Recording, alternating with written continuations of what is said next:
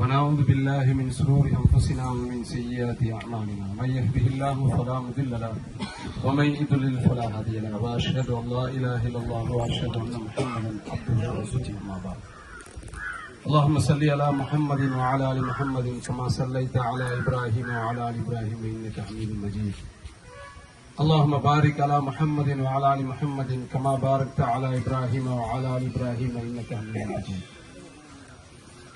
அல்லாஹ்வின் அடியார்களே, அல்லாஹ்வுடைய தூதர் ஸல்லல்லாஹு அலைஹி வஸல்லம் அவர்கள் காட்டி தந்த நபி வழியிலான இந்த ஜனாசா அடக்க நிகழ்வுக்கு பிறகு அல்லாஹ்வை நினைவுறுவதற்காக இங்கே கூடியிருக்கிறோம்.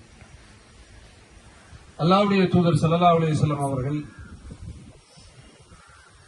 ஜனாசாவை அடக்கம் செய்வதற்கு முன்பாக லஹது என்ற குழி தோண்டுவார்கள். இந்த மாதிரிலாம் கிடையாது. ரசூலுல்லாஹ் காலகட்டத்தில் அவங்களுடைய மண்வாகுக்கு ஏற்றவாறு பக்கவாட்டில் குழி தோண்டிட்டு இருப்பாங்க. அப்ப அந்த நிகழ்வின் போது அல்லாஹ்வுடைய தூதர் ஸல்லல்லாஹு அலைஹி வஸல்லம் அதுல மக்கள்லாம் இருக்கிறாங்க.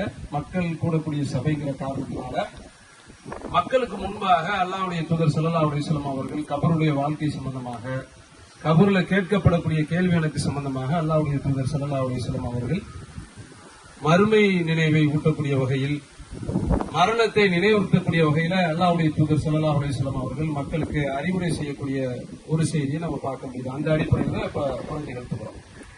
மக்கள் கூடக்கூடிய இடம் ஒண்ணு. அல்லாஹ்வுடைய தூதர் ஸல்லல்லாஹு அலைஹி வஸல்லம் அவர்கள் கபூர் தோண்டி கொண்டிருக்கும் போது மக்கள் நின்று கொண்டிருந்தார்கள். அந்த நேரத்தில் உரை நிறுத்துறதாக செய்தியை நம்ம பார்க்கிறோம்.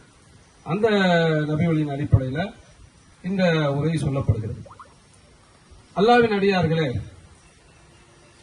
நாம எல்லாரும் தெளிவாக விளங்கி வைத்திருக்கக்கூடிய ஒரு விஷயம் என்னன்னா, மரணம் என்பது உறுதி அப்படிங்கறதுல தெளிவான நிலைப்பாட்டில் இருக்கிறோம்.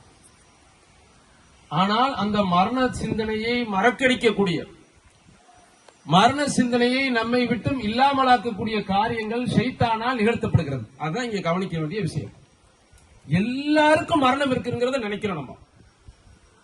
நம்ம என்ன நினைக்கலாம், ஒரு 40-50 வருடம் கடந்து போச்சுன்னா முடிஞ்சு போச்சு, நமக்கு டிக்கெட் வழங்கப்படுறதா நினைச்சுக்கிட்டு இருக்கிறோம். ஆனால் மரணம் எப்படி வேண்டுமானாலும் வரும். அல்லாஹ் குர்ஆனில் கூறுகிறான், வமா தத்ரி நஃப்சுன் பி ஐ அர்தின் தமூத். எந்த உயிரும், அது மனித உயிராக இருக்கட்டும், யாராக இருக்கட்டும், அது எங்கு மரணிக்கும் என்று தெரியாது. அல்லாஹ் ரப்பல் ஆலமீன் கூறுகிறான். அப்ப நம்ம மரணங்களினால் பெற வேண்டிய படிப்பினை, இந்த உலக வாழ்க்கை நிரந்தரம் கிடையாது, மறு உலக வாழ்க்கை தான் நிரந்தரம் என்கிறத உறுதியாக நம்ம மனதில் பதிய வைக்க வேண்டும். அதைத்தான் அல்லாஹ்வுடைய தூதர் ஸல்லல்லாஹு அலைஹி வஸல்லம் அவர்கள் தங்களது வாழ்நாள் முழுவதும் பிரச்சாரமாக செய்து கொண்டே இருந்தார்கள். மிம்பர் மேடைகள்ல மரணம் சம்பந்தமாக மக்களிடத்திலே பிரச்சாரம் செய்தார்களா, தமூதுன்ன இல்லா வஅன்தும் முஸ்லிமூன், நீங்கள் அல்லாஹ்விற்கு கட்டுப்பட்ட நிலையிலே தவிர மரணிக்க கூடாது என்று மக்களிடத்தில் பிரச்சாரம் செய்வார்கள். இப்படி பல செய்திகளை நம்ம பார்க்கலாம். நம்ம கவனிக்க வேண்டியது, நம்முடைய முடிவை வைத்துத்தான் அல்லாஹ் தீர்ப்பு சொல்லுவான். இன்னமல் அஅமாலு பில் ஹவாத்திம், செயல்கள் யாவும் முடிவுகளை பொறுத்து இருக்கிறது. அல்லாஹ்வுடைய தூதர் ஸல்லல்லாஹு அலைஹி வஸல்லம் சொல்றாங்க. ஒருத்தனை பார்த்தா சொர்க்கவாசி மாதிரி இருக்கும், ஆனால் அவன் நரகத்தில் இருப்பான். நரகவாசி மாதிரி தெரியும், ஆனால் சொர்க்கத்தில் இருப்பான். அப்ப அப்படிப்பட்ட நிலையில நம்முடைய முடிவு சரியான முறையில் இருக்கணும். இன்னைக்கு நம்ம பார்க்கலாம், இந்த சகோதரியை பொறுத்தவரை மரணிக்கக்கூடிய அந்த இரவு மார்க்க பிரச்சாரத்திற்காக பெண்கள் பயானுக்காக சென்று விட்டு அல்லாஹ்வுடைய அறிவுரையை கேட்டுவிட்டு அவங்களுடைய நிலை எப்படி இருக்குன்னு பாருங்க. அல்லாஹ் எப்படி அமைச்சிருக்கிறான்னு பாருங்க. இந்த மாதிரி நிலை நமக்கு இருக்குதான்னு பார்க்கணும். இன்னும் நம்முடைய நமக்குள்ள சோதனைகளை எடுத்துக்கிறங்க.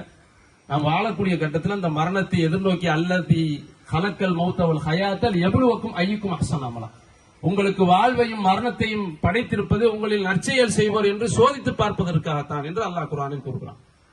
அப்ப சோதனை நமக்கு, நம்ம அந்த உலகத்தில் வாழக்கூடிய மக்கள் மத்தியில சோதனைகள்ல வித்தியாசம் இருக்கிறது.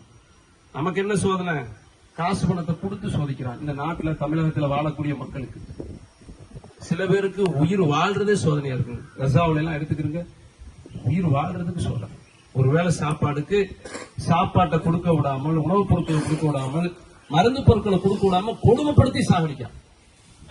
ஆனா அந்த மக்களுடைய நிலை எப்படி இருக்கிறது, பின்வாங்க மாட்டேங்கிறாங்க. அப்ப நம்முடைய அமல்களை, வணக்க வழிபாடுகளை மரணத்தை எதிர்நோக்கி எப்ப வேண்டுமானாலும் மரணம் வரும். நாம் நம்முடைய செயல்களை ஒழுங்குபடுத்திக் கொள்ள வேண்டும். நம்முடைய மறுமை வாழ்க்கை தான் சிறந்தது. இந்த உலக வாழ்க்கை நிரந்தரமற்றதுங்கிறத காமிக்கக்கூடியதுதான் இந்த நிகழ்வு. கண்கூடாக அல்லாஹ் ரப்பல் ஆலமீன் காண்பிக்கிறான். இதை பயந்து அல்லாஹ்வை மட்டும் வணங்க வேண்டும். அல்லாஹ்வுக்கு இணையாக யாரையும் இணை வைக்கக்கூடாது. அல்லாஹ் மேல் உறுதியாக எப்படிப்பட்ட நிலை வந்தாலும் சரி, துப்பாக்கி முனையில் நிறுத்தினாலும் சரி, அல்லாஹ்வுக்கு மட்டும்தான் நான் அடிபணிவேன், நான் பொய் சொல்ல மாட்டேன், அல்லாஹ்வுக்கு பயந்துதான் என்னுடைய எல்லா காரியங்களையும் செய்வேன் என்ற உறுதிப்பாடு எடுக்கக்கூடிய நன்மக்களாக நம் அனைவர்களையும் அல்லாஹ் ஆக்கிட வேண்டும். வாஹிரு தஅவானா அல்ஹம்துலில்லாஹி ரப்பில் ஆலமீன். சகோதரிக்காக பிரார்த்தனை செய்யுங்க. அல்லாஹ்வுடைய தூதர் காட்டிக் கொண்டு